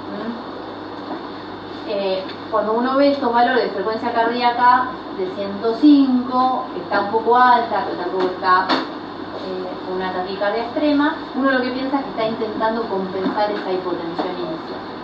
Lo otro que hacen es hipotermia. Es muy característico con el alcohol la hipotermia. ¿Sí? ¿Qué se hace con la hipotermia? Se abriga al paciente y se saca ropa mojada. Si está con la ropa mojada, se tiene que retirar. Mucho, si la ropita es de marca o no, se saca la ropa, se pone, se seca el paciente y se lo obliga. ¿Sí? La hipotensión es también en parte... la hipotermia. Perdón, la hipotermia también es parte central y parte por vasodilatación, donde empieza a no poder compensar la temperatura. ¿Sí? Esa pérdida de calor. ¿sí? Y no la puede compensar. En general, a veces lo que hacen los pacientes cuando tienen hipotensión son temblores, los famosos calofríos, que uno dice, ay, tembló, ay, qué calofrío, tengo frío, no sé qué, que en realidad son contracciones musculares para intentar compensar esa baja temperatura. Eso es lo que pasa muy frecuentemente en las hipotermias, y no son convulsiones. ¿Sí? Acá es algo que muchas veces es difícil de diferenciar si no es médico a la persona, si está con temblores porque está intentando compensar esa hipotermia o está teniendo una convulsión. Eso, ¿cómo lo diferenciamos? Sí, las convulsiones tienen relajación de esfínteres, ¿sí? Digamos, esfínteres. ¿Ah? ¿Esta de hipotermia se controla con mayor físico? Sí, se abriga al paciente.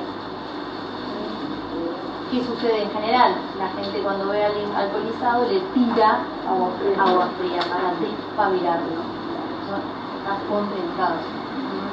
Una cosa que fue la fiesta en el planetario y cayó en la amistad, y otra cosa que te piden tus amigos, pero, sí, o sea, no es nada grave, pero que te tiren algo. Y bueno, lo mismo eso, dejar a alguien tirado durmiendo porque está alcoholizado, ya se le va a pasar la borrachera. La hipotensión puede ser, y la hipotermia puede ser algo muy grave. Bueno, cefalomatoma frontal nos va a obligar a hacer una tomografía, obviamente, ¿sí? en este paciente, pero vamos a tener que corregir esa glucemia, hidratarlo para aumentar la TA, abrigarlo, la tomografía y así. ¿Cuáles son otros mecanismos? En realidad otros no, pero algo hemos hablado en relación al mecanismo de acción del alcohol. El más importante es a nivel del sistema nervioso central, que lo que hace es estimular los receptores GABA. Ese es como el más importante, pero además también lo que hace es inhibir los receptores que son excitatorios de vía glutamatérgica, los NMDA. O sea que por un lado lo que hacen es estimular el GABA inhibiendo el NMDA. ¿Qué pasa si yo eso lo hago crónicamente? Eso va a generar llama neuroplasticidad, down regulation de algunos receptores y up regulation. Y eso va a hacer que va a justificar la clínica de las abstinencias. Pero el depresor, o sea, la intoxicación alcohólica aguda, es un síndrome sedativo hipnótico. Además hay otros mecanismos de acción que no están tan ligados quizás a la clínica aguda, esto de estimular receptores opioides, liberación de endorfinas. Esto habla de que además tiene ese aumento de endorfinas y estímulo de receptores opioides a nivel del sistema nervioso central, favorece la liberación de dopamina en lo que se llama sistema de recompensa en el núcleo accumbens. Y eso es lo que se conoce como refuerzo positivo. Los refuerzos positivos son aquellas situaciones donde aumenta la dopamina y hay gratificación. Todo consumo de alcohol, debido a su mecanismo de acción neurológico, que es aumentar endorfina y estimular receptores opioides, tienen un efecto de recompensa positiva, generando y siendo los responsables de la adicción, responsables de la conducta adictiva. Es decir, que va a aumentar la dopamina en las áreas del sistema de recompensa. El sistema de recompensa es un sistema de recompensa o de gratificación o mesolímbico. Son varias áreas del sistema nervioso central que están involucradas en la adicción, puntualmente, o todo lo que son trastornos adictivos, ya sea drogas o no, las casas de juego, el sexo, celulares, o sea, todas las adicciones afectan esas áreas, el sistema de gratificación, que es un sistema fisiológico, normal. O sea, que en realidad lo que sucede es que hay una usurpación de esas vías, o sea, un mal uso de esas vías neurológicas. Y eso va a hacer que traiga aparejado conductas adictivas. Neurobiológicamente lo que se dice es que hay un aumento de dopamina en el núcleo accumbens y en el área tegmental ventral, que son las dos áreas responsables de, o principalmente responsables de las conductas adictivas. Esto lo van a ver que se van a cocaína, éxtasis, opioides, todos, vamos a volver a repetir esto, porque todos hacen lo mismo por distinta vía, ¿no? Algunos receptores, otros no los receptores. Y esto es un poco como lo que sucedería, ¿no? Hay una homeostasis, se consume alcohol, hay mucho GABA, mucho depresor y poco de estimulante. Si eso se convierte en un hábito, se vuelve a equilibrar esa balanza, donde la persona, esto se conoce como tolerancia, pero que cuando se retira la sustancia se convierte en una abstinencia. O sea, se vuelve a desbalancear esto por falta de la sustancia. Entonces aparece un exceso de lo que había hecho upregulation, que es toda la vía excitatoria. Entonces, además, es vasodilatador per se, el alcohol, aumenta la liberación de histamina, aumenta la gastrina y hay un montón de gastritis, un montón de duodenitis, o consumo de alcohol crónico, inhibe la liberación de hormona antidiurética, eso genera aumento del ritmo diurético y entonces hay a veces deshidratación, generación excesiva de NADH, aumento de síntesis de ácido grasos, alteración del ciclo de Krebs, siempre hay mucha cantidad de acidosis con el alcohol. Ni pedimos, por ejemplo, en una intoxicación alcohólica aguda esta oxidosis en general, pero porque ya sabemos que hay acidosis y no nos va a cambiar en nada, ya los hidratamos, ya sabemos lo que no nos va a cambiar en nada. O sea, saber cuánto tiene de acidosis, a no ser que pensemos que hay otra cosa más. En general no lo pedimos de entrada porque ya sabemos que hay gran cantidad de acidosis metabólica por vapor. O sea que solamente con la hidratación bastaría para compensar la acidosis. Sí, esa acidosis sí. No hay falta de carbonato. No. La indicación de hemodiálisis es cuando la alcoholemia es mayor a 500.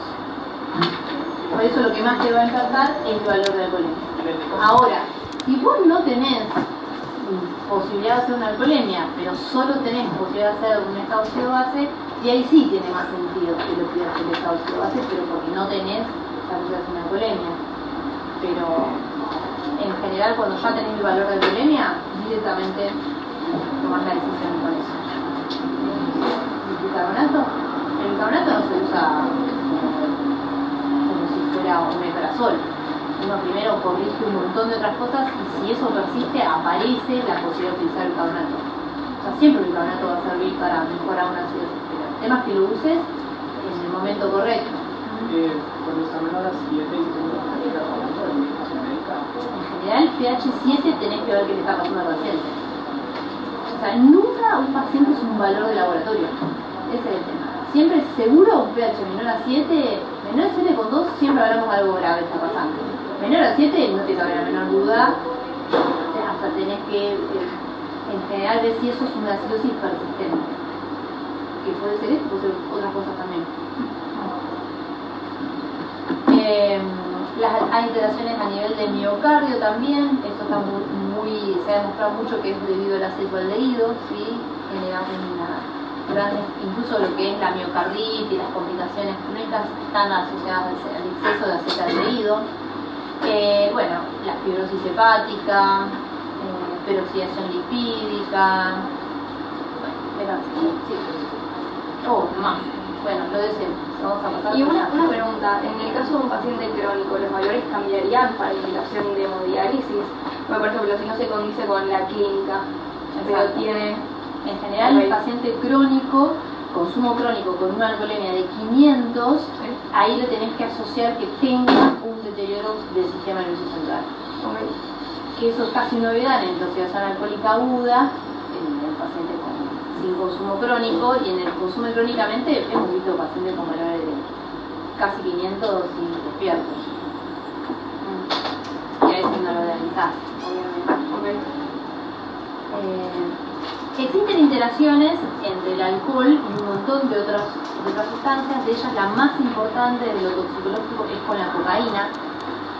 El consumo simultáneo de alcohol y cocaína, ya sea primero alcohol y después cocaína o al revés, genera en el metabolismo de la cocaína la generación de un metabolismo diferente, un metabolito diferente que se llama etilencocaína o etilcocaína, que es un metabolito que es de mayor cardiotoxicidad que la cocaína per se, y además de mayor vida media, entonces hace que sea mayor riesgo el consumo conjunto de alcohol y cocaína, da mayor riesgo de cardiotoxicidad por cocaína.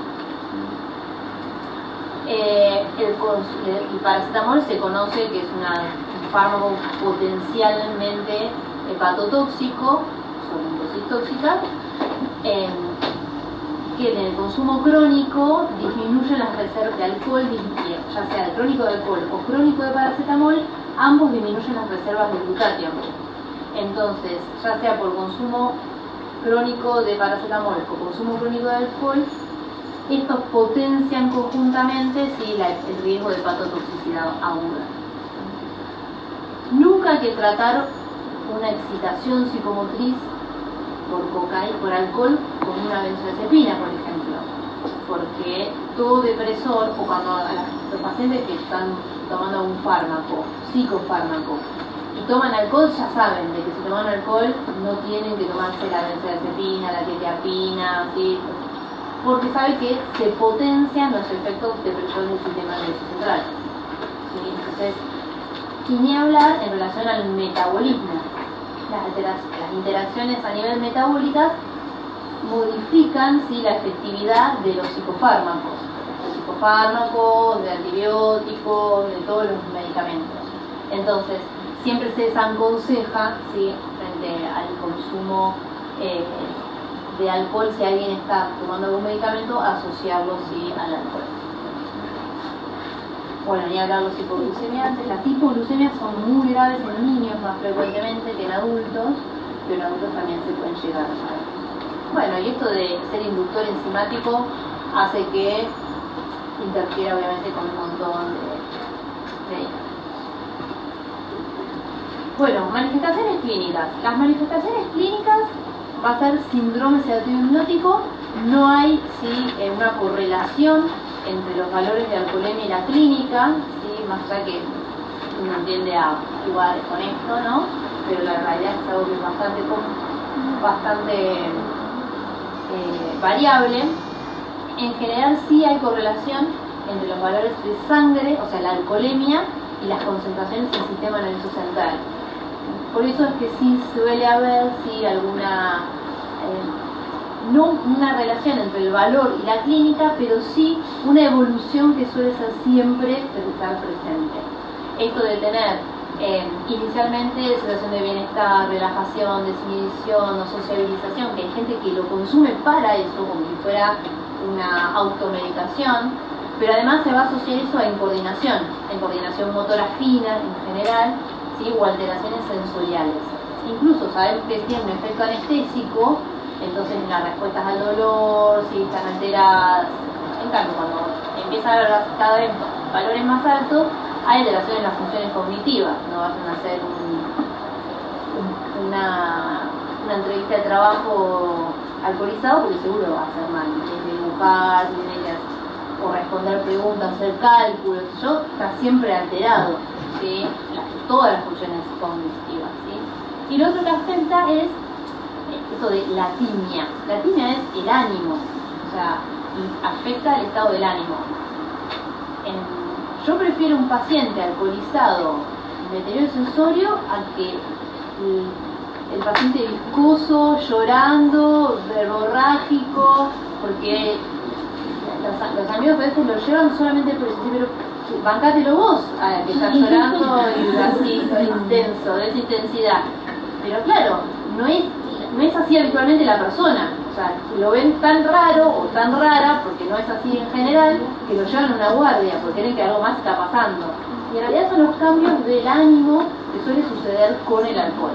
Después cuando lo vemos pasado la borrachera, es como que es otra persona, pero pasa esto, ¿no? De estas alteraciones. Y esto es un poco como, fíjense que hay como periodos, y esto de los valores, son valores entre 0,5 y 1,5, es un montón eso. O sea, es un rango, pero es muy amplio ese rango.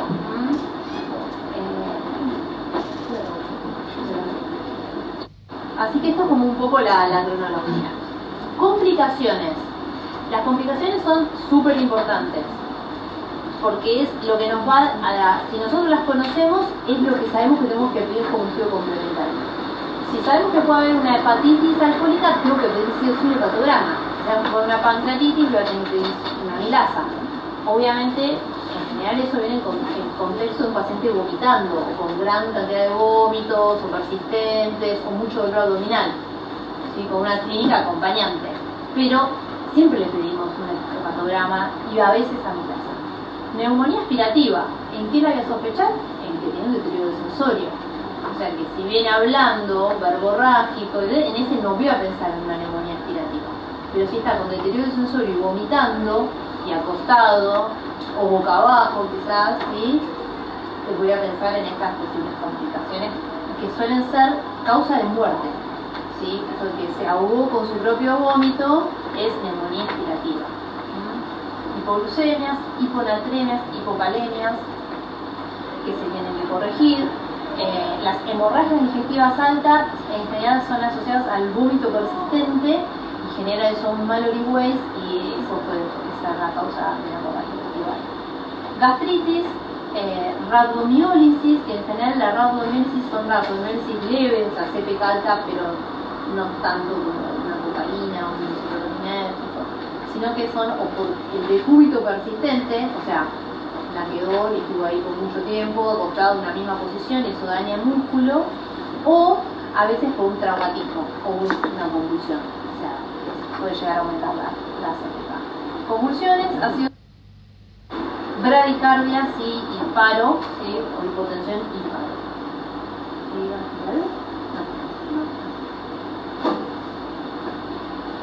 Diagnóstico, ¿qué estudios complementarios hacemos para hacer diagnóstico? Alcoholemia. En el libro hablaban de cuando el paciente estaba un paciente violento, que se utilizaban medios físicos para sostenerlo o el uso de benzodiazepina. ¿Está bien? O sea, no se recomienda. No. Ahora vamos a qué hacemos. Diagnóstico, alcoholemia. Todo el resto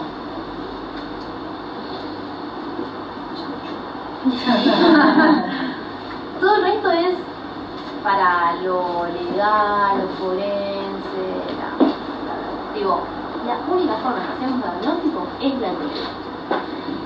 El alcohol en orina se puede pedir, sí, pero no nos habla de la correlación que hay con el sistema nervioso central. El paciente puede estar ya resuelto en el cuadro de la respiración aguda, pero sigue eliminando. Entonces no nos dice nada. Entonces es un estudio que puedes pedir, pero para tirar plata. ¿Sí? O sea, si hay que pedir, se pide solo alcoholemia. En aire expirado, creo que ya lo saben, que hay 1000 formas de subestimar o sobreestimarlo. ¿Sí? Entonces, es algo que se utiliza como medida general para control social, para intentar disminuir el exceso, pero sabemos que hay un montón de gente que le da o bien o mal y que no tiene correlación real con lo que sucede. Y, lamentablemente, nosotros como médicos de guardia, a veces te sacan el auto y te da pena, porque realmente no hay otros que merecen que se lo saquen y no sirve como correlato porque no es la muestra de alcoholemia en el hospital, que viene alguien y la solicita, es una muestra que está tomada en un momento que eligió el paciente y no es una muestra que no está bajo custodia policial. O sea, si el de laboratorio se confundió la muestra y le hizo a otro paciente, si yo le saqué a otro en vez de a él, nadie lo puede confirmar eso. No hay cadena de custodia. Entonces legalmente no tiene valor los resultados por guardia o que uno pueda llegar a hacer como para contrarrestar el efecto de la ley que tiene el policía que le sacó el auto. Entonces, pero lo único que vamos a hacer es alcoholemia como diagnóstico. Sepa que existe todo esto, que existen formas para calcular en base al tiempo que se tardó en llegar y la alcoholemia en un determinado momento. Existen muchas formas que son para tienen importancias legales, o sea, en términos legales, ¿sí? Pero no a términos médicos. Yo que hago medicina legal, pero nos volveremos a encontrar. Existen lo que llaman marcadores biológicos del consumo crónico de alcohol. ¿Cómo yo sé este paciente si lo que le está pasando es porque tiene un consumo crónico de alcohol o no? En el laboratorio existen marcadores biológicos, o sea, biomarcadores, que hablan de un impacto crónico por consumo de alcohol. Y esos son el aumento de transaminasas, o sea, GOT y GPT, a predominio de GOT, que eso creo que desde, no sé, anatomía patológica uno lo lee en los libros, ¿sí? El aumento de GOT sobre la GPT habla de un impacto hepático que en general se asocia más al alcohol que a otros fármacos, otras cosas, en este caso sería más GPT. La gamma GT, sí, es un marcador de daño crónico. El volumen corpuscular medio, vemos que todos los pacientes alcohólicos son pacientes desnutridos, ya sea porque toman alcohol y no se alimentan o porque además el alcohol interfiere en la absorción de nutrientes y eso suele generar casi 80% de las situaciones anemias macrocíticas. Entonces el PCM aumentado es un indicador de consumo crónico y las otras no son en general posibles o factibles de hacer en forma habitual. Son en general o de laboratorios más complejos, lo que es la monoaminoxidasa o la transferrina deficiente de carbohidratos son las otras marcadores, pero los tres primeros son los que más utilizamos porque son los más fáciles de obtener. Fácil en sentido de rápido, además. Estas son la sensibilidad y la especificidad de cada uno de los métodos que obviamente uno va dos palabras, ¿no?, para recordar esto.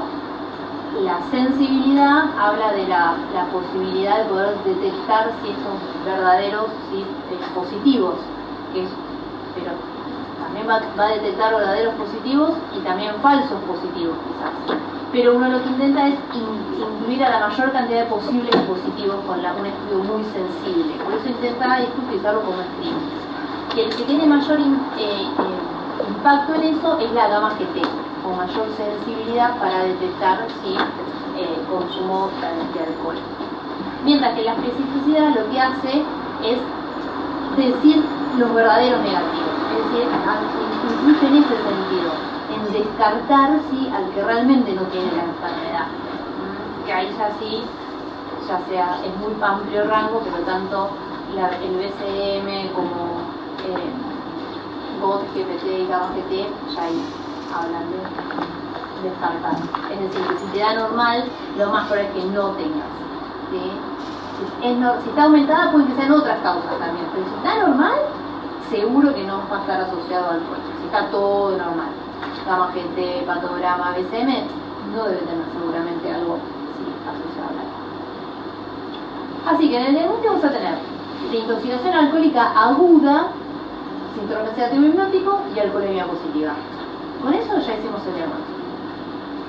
Intoxicación crónica, ¿sí?, vamos a tener que necesitar los parámetros de consumo crónico de alcohol. Pero cuando hacemos el diagnóstico de intoxicación alcohólica aguda, tenemos que sí o sí evaluar posibles complicaciones. Entonces ahí aparece toda la otra batería de estudios que pedimos, ¿sí? De tomografía en el chico que se cayó y se dio la cabeza, y glucemia para ver si ese síndrome sedativo no es por glucemia. Y acá es todo lo que hablamos antes de diagnóstico diferenciales, ¿sí? Tratamiento de nuestro amigo de 22 años. Primer punto, tratamiento de sedativo hipnótico. Tratamiento de sedativo hipnótico va a ser ADC. Fundamental. Es fundamental asegurar una buena vía aérea, una buena ventilación, una buena oxigenación, un buen acceso periférico, hidratar bien al paciente, sostener una buena TA, ¿sí?, monitorizarlo si es que lo amerite, intubarlo si es que sea necesario, porque está en coma y quizás al final está intubado. Pero el ABC es súper importante. Y el ABC es vía aérea, circulatorio, y luego enfocarse en lo que son los vitales, temperatura, ¿sí?, frecuencia cardíaca y TA, ¿sí?, todo esto. Eso es lo primero. Si está hipotérmico, ¿sí?, sacarle la ropa mojada, abrigarlo, el plan de hidratación amplio. Y en el plan de hidratación amplio puede que incluya tratamiento del plan de hidratación. PHP es plan de hidratación parenteral. Es decir, le colocan una vía y un suero. Y en esa colocación de vía y suero podemos hidratar, o sea, que sea el tratamiento de la deshidratación, puede que sea el tratamiento de la rhabdomiólisis, porque esté con una CPK alta, puede que tenga que pasar un destrozado y entonces sea el tratamiento de la hipoglucemia que tenga el paciente, puede que esté hiponatrémico y le tengan que corregir el sodio, puede que esté hipocalémico y tengan que agregar cloruro de potasio. Entonces, la colocación del plan de hidratación parenteral implica la posibilidad de poder hacer tratamiento de todo eso, ¿sí? ¿Le damos algún antirresaca, resaquín, no sé, ahora hay un montón de cosas así? No, sería un protector gástrico porque la gastritis va a tener, así que se le da a todos los pacientes un protector gástrico, ¿sí? En general, por el síndrome sedativo hipnótico todo se da por vena, no le vamos a dar por boca porque o que siga vomitando o que por lo menos empase ese estómago que ya se tomó lo suficiente. Si vomita, le vamos a dar un antiemético, ¿sí?, metoclopramida. Y esto de la cabecera a 35 grados o del cúbito lateral izquierdo es ABC. Es tipo, va de esta mano de proteger esta vía aérea, ¿sí?, de evitar que el paciente se broncoaspire, ¿sí?, eventualmente. Y en el caso de la inmovilización cervical, solo cuando hay un riesgo automovilístico o un traumatismo. Lo otro que se hace es que cuando estén en una camilla es levantar la baranda, porque pueden caerse. Y cuando se caen, no ponen las manos, porque están con un síndrome sedativo hipnótico y entonces de traumatismo cefalocraniano y ahí otra vez empeoramos todo. Solamente por no haber levantado las barandas o haberlo colocado en algún lugar. A veces decimos a los amigos, quédense cerca, solo por si se mueve o algo, ¿sí? Más allá de que se pueden sacar las vías. Pero esto que está acá, ¿sí? Va de la mano de esto, de este ABC. Tengo una consulta. Si acá entra también un crónico reagudizado, ¿le da la tiamina o no? ¿Cómo? O sea, acá estamos hablando de intoxicación aguda, pero si viene un crónico que venía tomando su dosis normal. Sí, la dosis indicada terapéutica. Y de repente se va de mambo, te viene con toda esa sintomatología de agudo, ¿y le agregás además la tiamina? Sí, cuando son pacientes con consumo crónico que están reagudizados, que reagudizan frecuentemente, además, a esos pacientes es indicación de darle tiamina.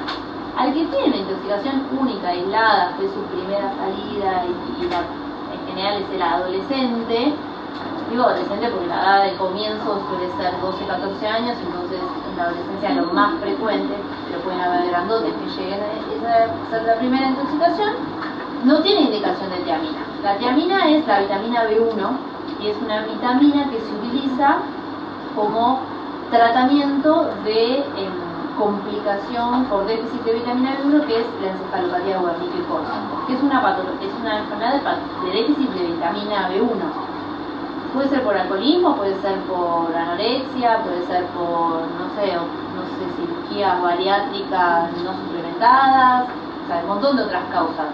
Pero ese déficit de vitamina B1 se da en los pacientes que consumen crónicamente alcohol. Entonces, en esos pacientes que yo sospecho crónicamente alcohol por el aspecto o porque el hepatograma tiene un BCM alto, un hepatograma alterado, una gamma GT aumentada, le voy a poner más tiamina. La tiamina en general se da de profilaxis 100 miligramos y de tratamiento de Wernicke 500 cada 8.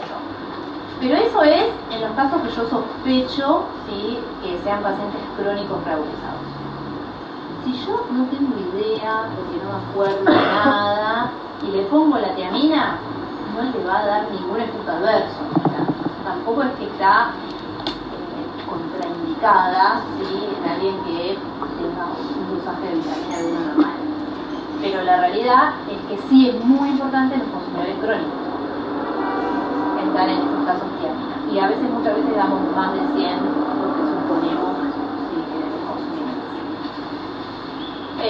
Lo otro que se suele dar es magnesio en esos casos, porque creemos que el magnesio lo que sucede es que forma parte, es un cofactor de todas las vías metabólicas y suele ser general de valores bajos y lo reconocemos también. ¿Qué otra cosa? Esto ya lo hablamos, la de la dextrosa. Hemodiálisis. Es súper dializable el alcohol. El metanol, el ditilenglicol, ¿sí?, por sus características de distribución, de peso molecular, ¿sí?, uniones a proteínas. Todo paciente que está en coma y alcoholemias mayores a 500 miligramos por decilitro le vamos a indicar, ¿sí?, hemodiálisis. ¿Cuál es el objetivo de la hemodiálisis? Es disminuir el tiempo de coma. ¿Sí? O sea, ¿por qué dializamos a un paciente? Para evitar, ¿sí?, la persistencia del coma, del deterioro del sensorio grave. Y una vez que sale de coma, ahí sí se saca o terminas de bajar de toda la alcoholemia. Pasan las dos cosas. En general, primero bajar la alcoholemia, o sea, mucho rápido eso, y luego se va despertando a poco a medida que vas distribuyendo, ¿sí?, y vas mejorando el sensorio. Pero en general, primero se descienden los valores de la alcoholemia y después se despiertan.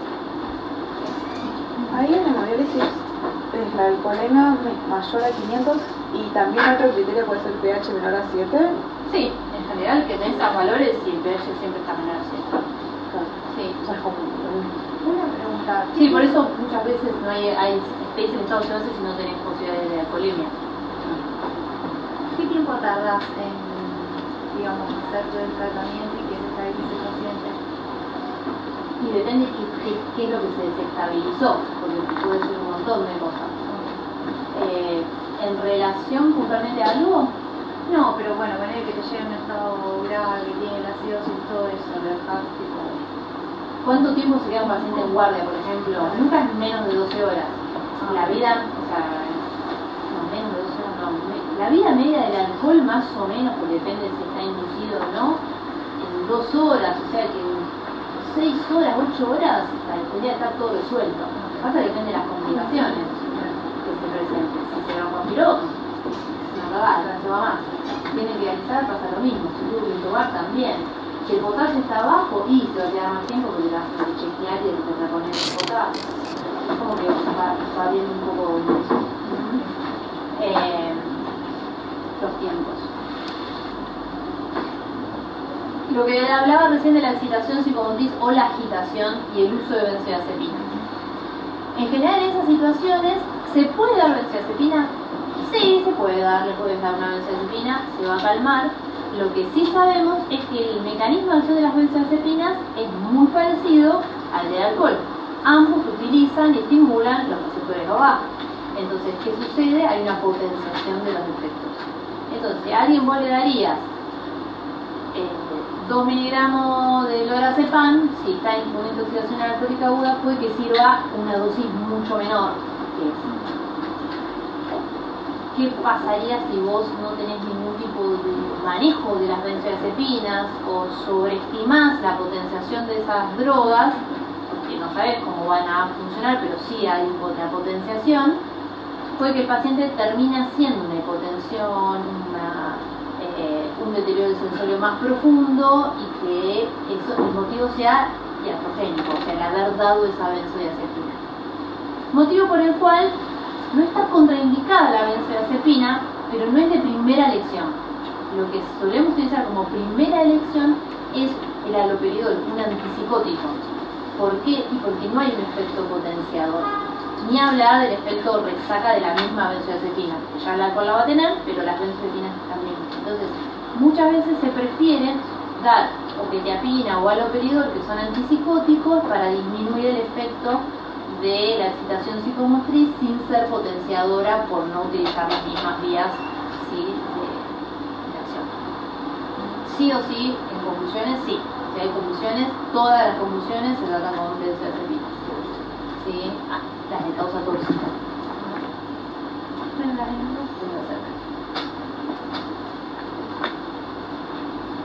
Y después, bueno, la neumonía aspirativa, antibióticos, si es que nunca aspiró, radiografias de tórax, pulmonografía.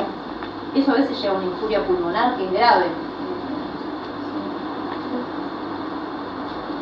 Bueno, ¿se entendió? Sí. Bueno, espero que no maten a nadie, que sepan cuidar a las personas en situación complicada.